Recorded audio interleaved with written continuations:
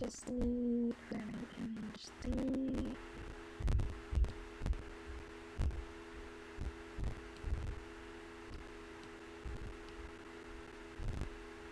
Okay. So basically,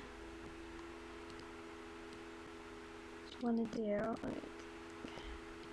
well, it's gonna look hard to realize.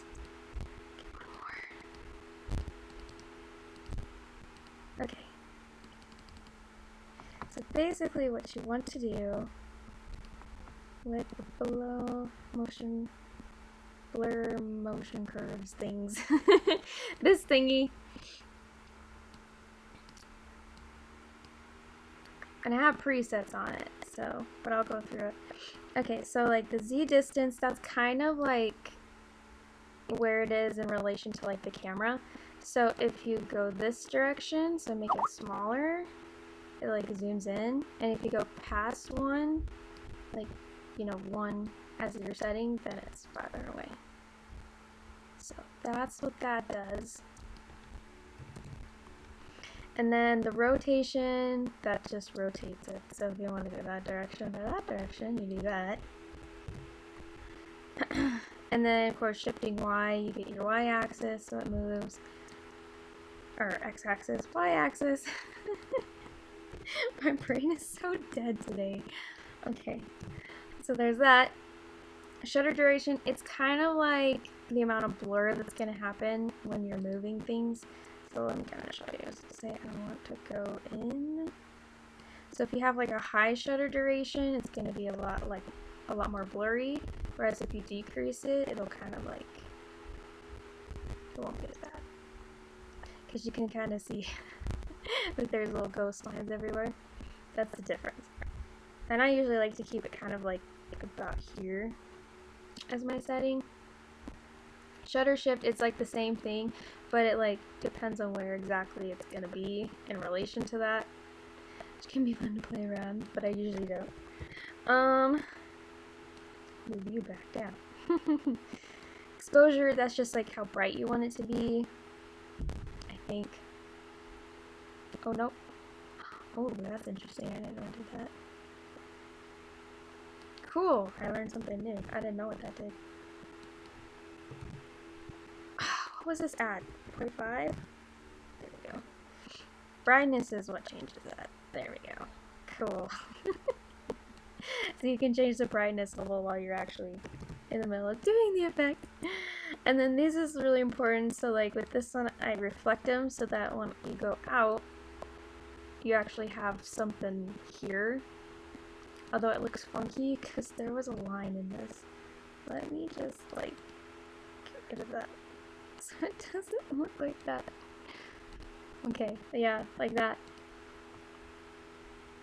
Okay, so what I do when I'm spinning something, so I started off with like 0, and you can actually change your shutter duration too, so that starts at 0 as well. But I'll just go to the next one and say we do want to zoom out, and I usually just go to like 1.5 for zooming out and then 0.5 for zooming in, and then you can rotate it. So we'll say let's rotate it to 90.61. So then when we add it to the next clip, we gotta do kind of have to do everything backwards. So 90.61 was our thing, but we don't want it to start from there, so we go to the negative. And this one, since it was 1.5, we actually want to go to 0.5, so it's going from inwards to outwards. And sure, our shutter duration is kind of sort of the same. Making sure it reflects. This is gonna look really odd because there's no other movement. But oh crap, what did I do? Oh, that's why I didn't have that on. Okay. Whoopsies. Okay, so change this. Oh my gosh, what am I doing?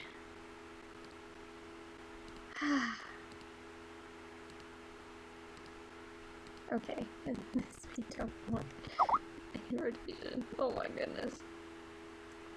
So then should look something like that. And it's actually kind of fun. So one of the things that I do is like I just kind of click, either I click somewhere in here or I just drag that to the end and then make this a smaller rotation that's closer to 0, but it's not like at 0. Since it was in the negative, we gotta make that negative. So say like -10. So it's still moving, but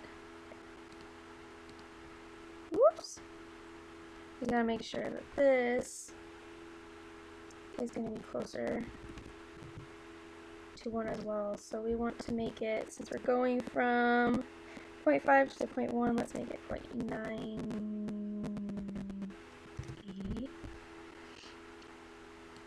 Going to 1. Okay, cool. And then we'll make this. Actually, that's fine because it's not continuing movement. Okay.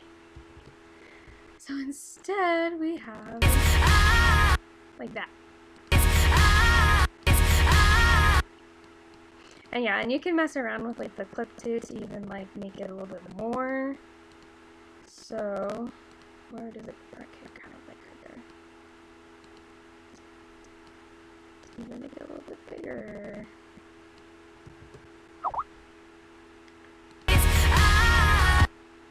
Yeah. So that's basically what I do. And then when I get to the part where it actually like switches, I just add brightness and contrast, and then I up it about like up to here, or you know, whatever, depending on the clip.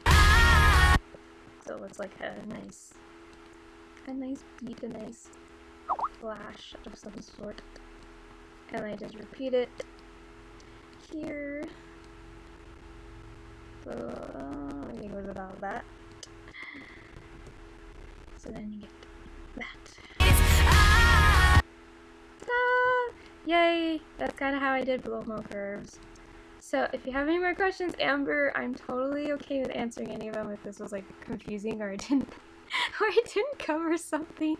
But there you go.